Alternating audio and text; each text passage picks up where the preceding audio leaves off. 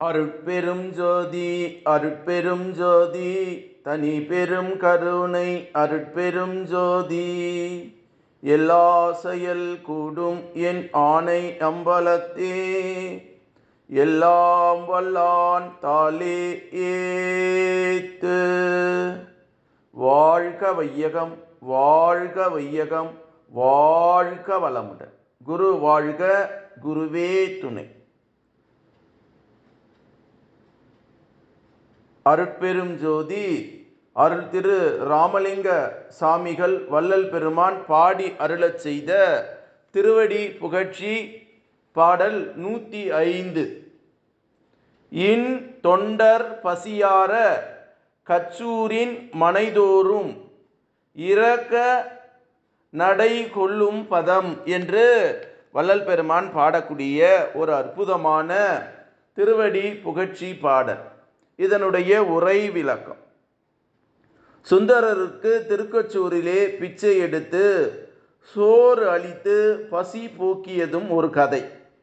இதுவும் இது போன்ற கதை எல்லாம் கற்பனையே. இயற்கை நிகழ்ச்சியோ எதுவாயிருந்தாலும் உண்மையிலே அக அனுபவம் விளைவிப்பது நோக்கமாய் திரு உள்ளம் போல் வெளியாக்கப்பட்டு உள்ளதாகவும் அறிந்து கொள்ள வேண்டும். 6 உயிர்களின் அறியாமையும் அவாவையும் கடின சித்தத்தையும் போக்கவே ஆண்டவர் ஒவ்வொருவனுக்கும் பல வகையிலும் உதவி கொண்டு இருக்கிறார். பசியும் மக்களுக்கு கடவுளை காணவே திருவருளால் தோற்றி வைக்கப்பட்டு உள்ளது. எல்லாம் மேல் பதத்திலன்றி எழுவனவாம். எல்லா செயலும் எப்படி புறத்தில் தோன்றினாலும் முடிவில் திருவருள் இன்பத்தை பெற வைப்பதாக இருப்பதாய் அறியலாகும். இன்ப நிலை பேருக்கென்ற ஆன்மாக்கள் வெளிப்படுத்தப்பட்டு உள்ளனவாம். அன்புருவான கடவுள் ஆண் உருவான ஆன்மாவை தோன்றி இன்புருவம் எய்துவதும் உண்மை. அந்த இன்புரு நிலையிலே ஆனந்தமாகும். இந்த ஆன்மாக்களை இன்தொண்டர் என்கின்றார் வள்ளல் பெருமான். இந்த ஆன்மாவுக்கு பகர நிலை இருக்கையும் மேல் சிகர நிலை சேர வேண்டிய அனுபவமாக உள்ளன. பசியை சேற்றால் தணிக்க உண்டாக்குகின்ற உயிர் விளக்கமே இன்பம். புற சேற்றால் குறையும் மாறுபாடான இன்பமும் தோன்றி மறையும். மேலான அமுத ஜோதியால் தான் மேலான இன்பம் விளையும். அப்போதுதான் பசி பதமாகி விளங்க காண்போம். கச்சூர் பெண்மை சேர் இதயம் மன அறிவோடு கூடிய ஜீவ ஆன்ம நிலை. இந்த விளக்கத்துக்குத்தான் பசியும் சோறும். பசி போக்க சோறு வேண்டி அன்பும் பணிவும் பெருக வாழ வேண்டிய அவசியம் ஏற்படுகின்றது. இந்த வாழ்வே இரக்கத்தோடு பிச்சை எடுப்பதற்கும் பக்குவத்தில் அறியாமையாகிய பிச்சை அல்லது பித்தை ஒழிப்பது ஒவ்வொரு ஆன்ம வீட்டிலும் யாசிப்பது என்பது அறியாமையை போக்கி அறிவு விளக்கம் செய்வதாம். எவ்வளவும் செய்கின்றதும் நம் பதமாம் என்று சாமி சரவணானந்தா அவர்கள் சொல்லக்கூடிய அற்புதமான உரை விளக்கம். வள்ளல் பெருமான் பாடக்கூடிய அந்த திருவடி புகழ்ச்சி பாடல் 105.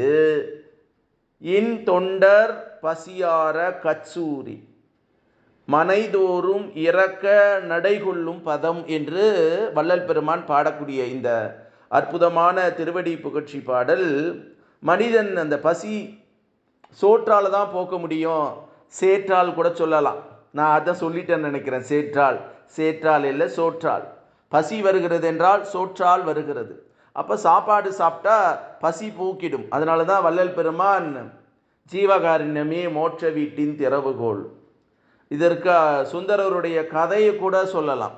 நான் இருக்கிறது சிங்கப்பெருமாள் கோயில். இந்த சிங்கப்பெருமாள் கோயிலில் வள்ளல் பெருமான் பக்கத்தில் இருக்கக்கூடிய திருக்கச்சூர் என்ற ஒரு ஊர், மிகப்பெரிய பழமையான ஊர். அங்கே தட்சிணாமூர்த்தி சாமிகளும் மருதீஸ்வரர் என்ற ஒரு சிவ ஆலயங்களும் தேரையார் சித்தர் மற்றும் 64 சித்தர்கள் வாசம் பண்ணக்கூடிய ஒரு தலமாக போற்றப்படுகிறது. சுந்தரர் வந்தபோது அவருக்கு அந்த திருக்கச்சூரிலே உணவளிக்கவில்லை.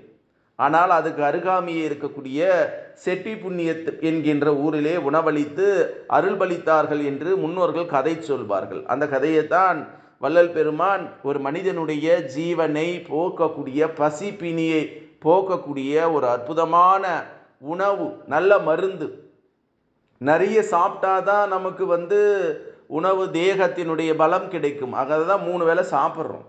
அதை தான் வள்ளல் பெருமான் ஜீவகாருண்யமே மோட்ச வீட்டின் திறவுகோல் என்று சொல்லக்கூடிய ஒரு அற்புதத்தை சொல்றார். ஆகவே பசி பிணி போக்குவதுதான் மனிதனுடைய ஒரு ஜீவகாருண்யம். அப்போ அந்த ஜீவகாருண்யமே அவனுக்கு என்ன பண்ணும்? மோட்ச வீட்டின் திறவுகோல் தானாக திறந்து கொள்ளும். அப்படி தானாக திறந்து கொண்டால் அவன் மரணமில்லா பெருவாழ்வை வாழ்வான். அருட்பெருஞ்சோதி ஆண்டவருடைய தரிசனம் கிடைக்கும். அதற்கு தடையாயிருப்பது எது? புலனின்பம், புகழின்பம், புகழ்ச்சி, நானே பெரியவன், எனக்கு அவரை தெரியும், இவரை தெரியும். தன்னை அறியாதவன் அடுத்தவர்களை தெரிந்து வைத்து கொண்டு என்ன லாபம்? அப்போ தன்னையே அறிதல். தன்னை ஒருவன் அறிந்தால் உண்மையை உணரலாம், உலகத்தில் வாழலாம் என்கிற செய்தியை சொல்லக்கூடிய ஒரு அற்புதமான பாடல் வள்ளல் பெருமானுடைய அருளோடு. அப்பா நான் வேண்டுதல் கேட்டு அருள் புரித வேண்டும். ஆறுயிர்க்கெல்லாம் நான் அன்பு செய்யல் வேண்டும். எப்பாரும் எப்பதமும் எங்கனமும் நான் சென்றே நிந்தை நினது அருட்புகழை ஏம்பிடல் வேண்டும். செப்பாத மேல்நிலையில் சுத்த சிவமார்க்கம் திகழ்த்தோங்க அருட்ஜோதி செலுத்திடல் வேண்டும். தப்பாது நான் செய்யினும் நீ பொறுத்தல் வேண்டும். தலைவா நினை பிரியாத நிலைமையும் வேண்டுவன என்று வள்ளல் பெருமான் திருவடியை தொட்டு வணங்கி, அருட்பெரும் ஜோதி அருட்பெரும் ஜோதி தனி பெரும் கருணை அருட்பெரும் ஜோதி எல்லாம் செயல் கூடும் என் ஆணை அம்பலத்தே எல்லாம் வல்லான் தாலே ஏத்து. இன்று வருமோ நாளைக்கு வருமோ அல்லது மற்று என்று வருமோ அறியேன் எம் கோவே.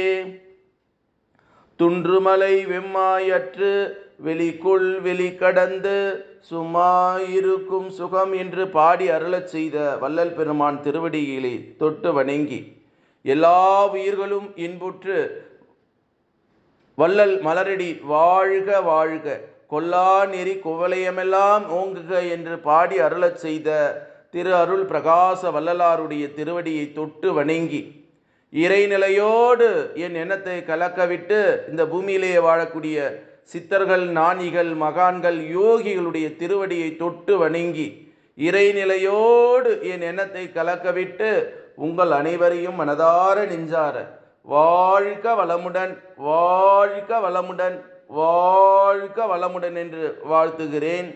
அருட்பெரும் ஜோதி அருட்பெரும் ஜோதி தனி பெரும் கருணை அருட்பெரும் ஜோதி என்ற மகா மந்திரத்தை வான்காந்தத்தில் கலக்கவிட்டு வாழ்த்துகிறேன்.